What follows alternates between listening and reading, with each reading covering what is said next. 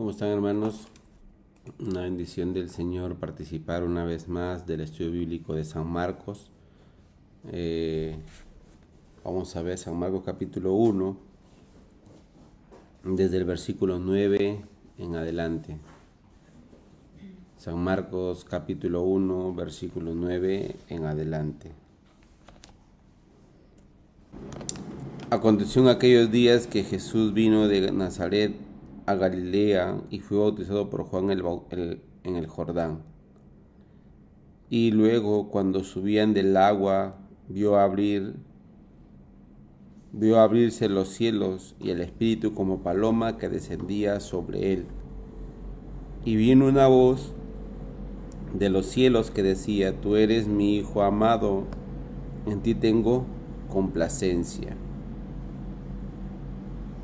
Y luego el Espíritu le impulsó al desierto, y estuvo allí en el desierto 40 días, y era tentado por Satanás, y estaba con las fieras, y los ángeles le servían. Después que Juan fue encarcelado, Jesús vino a Galilea predicando el evangelio del reino de Dios, diciendo: El tiempo se ha cumplido y el reino de Dios se ha acercado. Arrepentíos y creed en el evangelio. Hasta el versículo 15.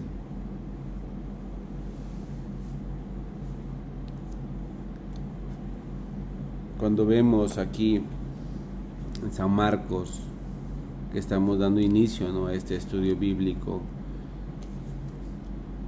el estudio bíblico de San Marcos nos empieza a hablar el principio del ministerio de Jesús. Estuvimos viendo, el propósito de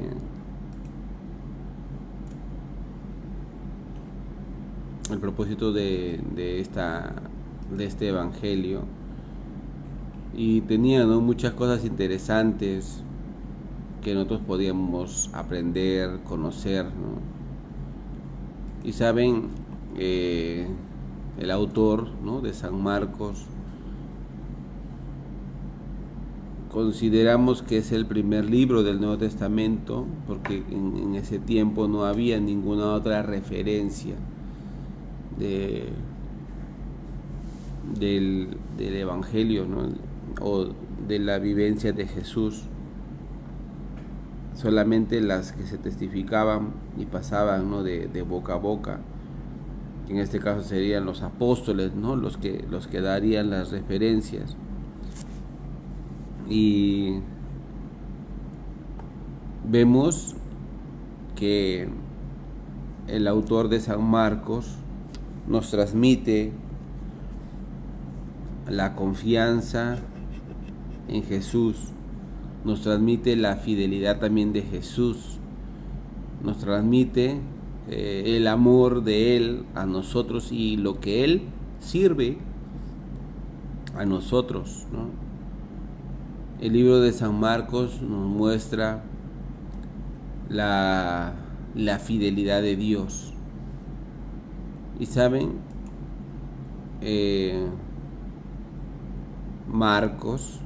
Juan Marcos sería mucho más antes de que él empezara a escribir. Él también era compañero de los apóstoles en los viajes misioneros. Pero ¿qué pasó?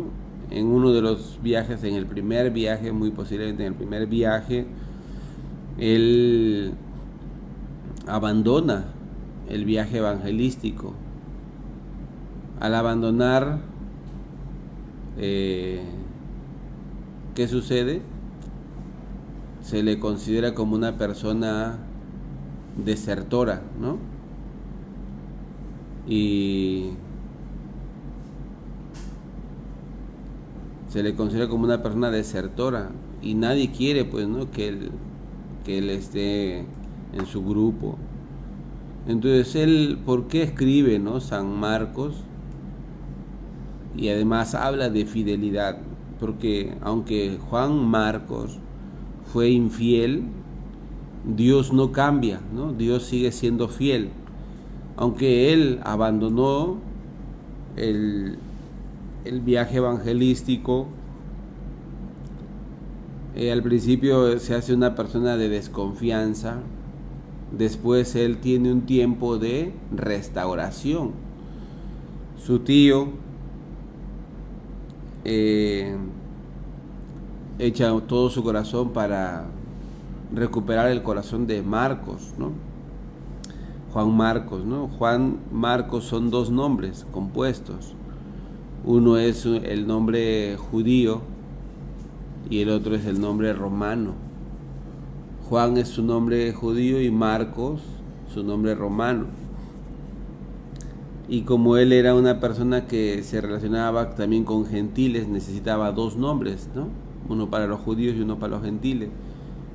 Pero luego él queda, ¿no?, con ese nombre y así lo conocen, ¿no? En el libro de Hechos sale varias veces las menciones de él. El apóstol Pablo lo menciona, el apóstol Pablo también en sus cartas lo menciona. Al principio él no quiere, ¿no? Cuando Marcos abandona, él hace una separación ya de él. Y en el segundo viaje misionero del apóstol Pablo, el apóstol Pablo todavía no ve, ¿no?, un cambio en Marcos, pero Bernabé, que era el compañero del apóstol Pablo, quiere que otra vez les acompañe, ¿no? Pero Pablo no estaba de acuerdo. ¿Cómo nos va a acompañar una persona que abandonó el viaje evangelístico, que desertó, ¿no? Y Bernabé insiste en llevarlo, y bueno, ahí ellos se discuten, ¿no? Se separan y hacen dos viajes en dos direcciones, ¿no? Diferentes. Pablo en una dirección, Bernabé en otra dirección. Bernabé yendo con Juan Marcos y Pablo yendo con Silas. Así, ¿no? Salen a predicar. Y al principio, pues, ¿no?, de repente era una situación, pues, difícil, ¿no? Pero en el caso de Bernabé tiene el corazón de considerar que Marcos puede tener una oportunidad más, ¿no?, para aprender, para recuperar el corazón de él, ¿no? Y Marcos estuvo al lado del apóstol Pablo, estuvo al lado de Bernabé, estuvo al lado de Pedro también, porque todo el contenido del libro de San Marcos son referencias que él podía recibir del apóstol Pedro, de los relatos de Pedro, ¿no? Incluso en uno de los estudios bíblicos anteriores nosotros decíamos que este libro al principio no se llamaba el Evangelio de San Marcos, sino que hay algunas referencias que dicen que el contenido que solamente está en este Evangelio y fueron tomadas de las memorias de San Pedro, ¿no? Así. Entonces, vemos que el propósito de Marcos, porque Marcos cuando escribe esta carta, bueno, no es una carta, es este Evangelio, no firma, tal vez poniéndole yo, Marco, fulano de tal, escribo esta carta, ¿no?, o este libro, o esta referencia, ¿no? No pone, ni al principio ni al final se da él mismo la autoría, pero luego él hace una referencia que luego las vamos a mencionar, ¿no? Cuando Jesús es arrestado, sale una persona cubierta con una sábana, ¿no? Entonces muchas personas consideran ya que una cosa personal, ¿quién podría poner, no? Pero él la escribe y es como si fuera una firma también, ¿no? Bueno, una persona que ha sido infiel, ¿cómo puede hablar de fidelidad? ¿Sí? Pero en la Biblia, ustedes saben, uno puede encontrarse con muchas con muchos temas de este tipo. ¿En qué sentido? De que el hombre normalmente defrauda, el hombre normalmente falla, pero Dios no falla, y la confianza tiene que ser puesta en Dios y no en el hombre. Aquí, al empezar Jesús el ministerio, ¿cómo empieza su ministerio? Primero sale, ¿no?, la referencia de Juan el Bautista, que él está predicando el evangelio y está haciendo que la gente tenga arrepentimiento, tenga noción, ¿no?, de qué tiempo está pasando. Y cuando nosotros anunciamos también el evangelio, anunciamos también por qué Juan está predicando, y está predicando acerca del arrepentimiento, ¿no? Y él, ¿qué referencias hace? Él hace la referencia de que por medio, ¿no?, del arrepentimiento, y arrepintiéndose y confesando sus pecados, pueden tener una nueva vida. Pero él dice: detrás de mí viene otro que va a bautizar con el Espíritu Santo y fuego. Y Juan el Bautista menciona, ¿no?, la llegada de Jesús. ¿Qué hacía Juan? Bautizaba. ¿Cómo bautizaba? Sumergiendo a las personas en el agua, ¿no?, en el río Jordán. ¿Y su bautismo qué significa?, ¿no?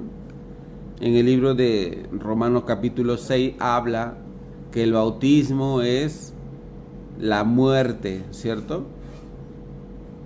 Y es un acto doble, ¿no? Porque uno, cuando es bautizado, es sumergido en el agua, y después de que todo su cuerpo haya sido cubierto con el agua, hay que sacarlo del agua, ¿cierto? Entonces este bautismo significa la muerte, y también significa la resurrección. En otras palabras, empezar de nuevo, ¿sí? También que la muerte y resurrección, también que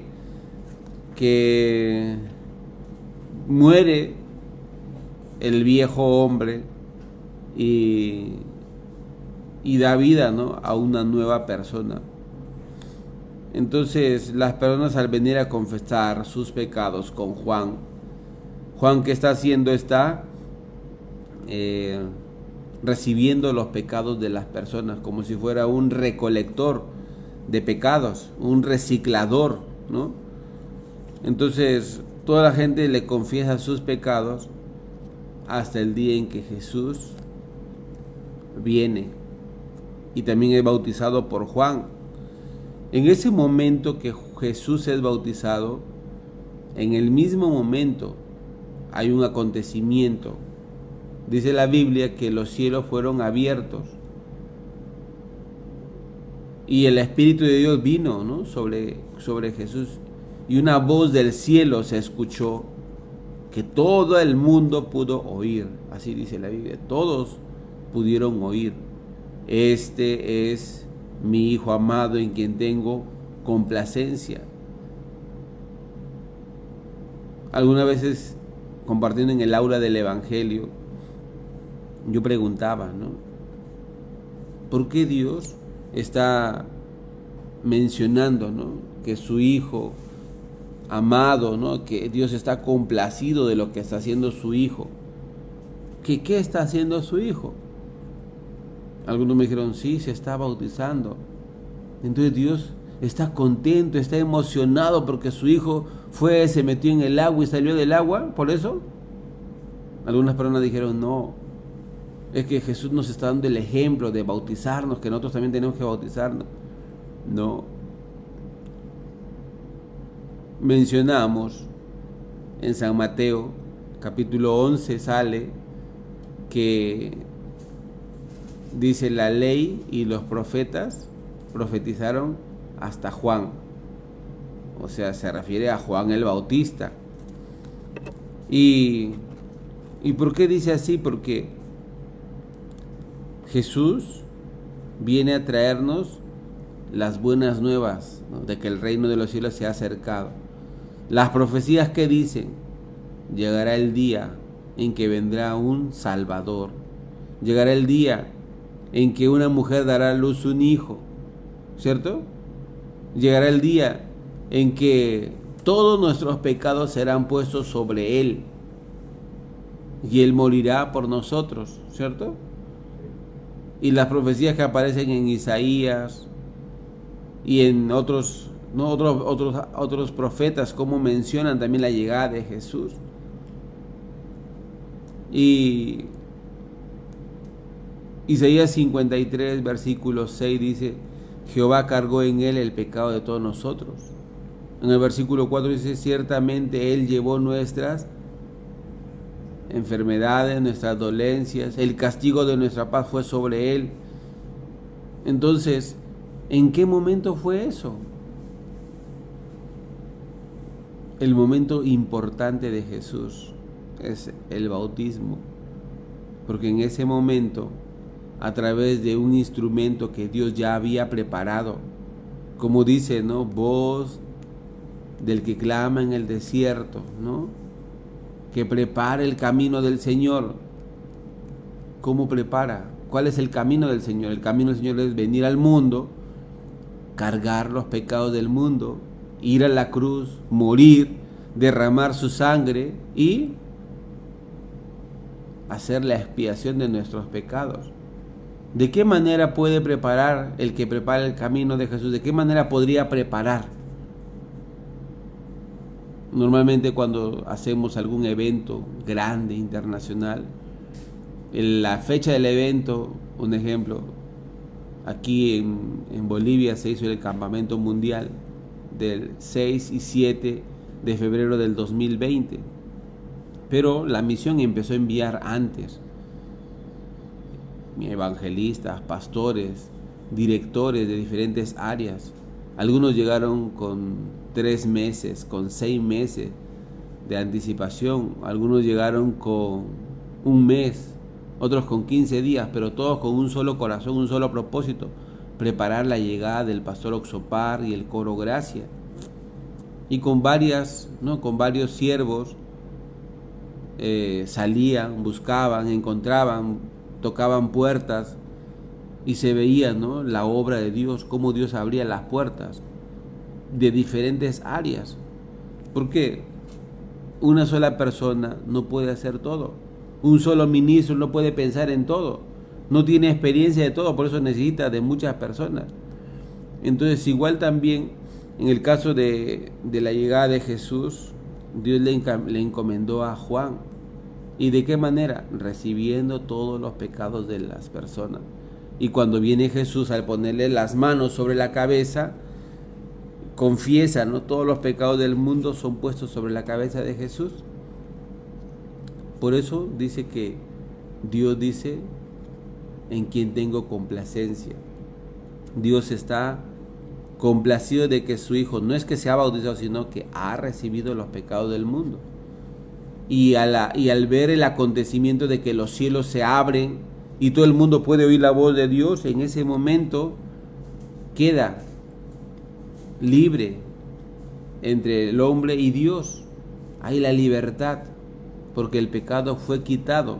El pecado que hacía división entre el hombre y Dios fue puesto sobre Jesús. Y no dice que los cielos se volvieron a cerrar. Quedó abierto. ¿Por qué? Porque el pecado que dividía al hombre ha sido quitado. Entonces, cuando vemos la palabra de Dios, la obra de Jesús, ¿no?, de cargar nuestros pecados y de ir, ¿no?, empieza su ministerio, empieza su servicio. El Señor Jesucristo vino para servir a nosotros fielmente, sin apartarse ni a izquierda ni a derecha, ¿no? Así viene el Señor Jesucristo para salvarnos del pecado. Y después de que Él ya cargó los pecados del mundo, es que Jesús fue llevado, ¿no?, al desierto para ser tentado por Satanás. Y Jesús siempre fortaleciéndose con la palabra, pudo superar, pudo dejar a un lado, ¿no?, el engaño de Satanás. Cuando vemos esta palabra, ¿no?, como Dios tiene misericordia de nosotros, luego Él llama, ¿no?, a sus discípulos y ¿qué le dice, no? Vamos a ver aquí el versículo 16. Andando junto al mar de Galilea, vio a Simón y a Andrés, su hermano, que echaban la red en el mar, porque eran pescadores. Y les dijo Jesús: venid en pos de mí, y haré que seáis pescadores de hombres. Y dejando luego sus redes, le siguieron. Pasando de allí un poco más adelante, vio a Jacobo, hijo de Zebedeo, y a Juan su hermano también, ellos en la barca que remendaban las redes, y luego los llamó, y dejando a su padre Zebedeo en la barca con los jornaleros, le siguieron. Y Jesús empieza a llamar, ¿cierto? Jesús empieza a llamar a las personas que van a ser sus discípulos, los que van a estar con Jesús, los que van a aprender, los que van a ser testigos de la obra del Señor. Bueno, a través de esta palabra nosotros tenemos la seguridad de que Dios va a guiar, ¿cierto?, nuestros pasos. Vamos a terminar aquí el estudio bíblico de San Marcos. Bueno, vamos a orar. Padre Dios, le damos las gracias por permitirnos el estudio bíblico de San Marcos. En el libro de San Marcos podemos ver la fidelidad de Dios, podemos ver el amor de Dios, podemos ver el trabajo que el Señor Jesucristo vino a servirnos a nosotros, siendo Él humildemente y siendo Él fielmente conforme a la palabra de Dios. Y este libro, que al principio era el primero de todos en el Nuevo Testamento, sirvió de ayuda, de referencia para darle la confianza al cristiano de que Dios es fiel a su palabra, fiel a sus promesas, y que si una persona también le cree, se deja guiar por la palabra, va a tener el cambio en su vida, la transformación. Le damos las gracias, oramos y dejamos nuestra vida en sus manos en el nombre del Señor Jesucristo. Amén.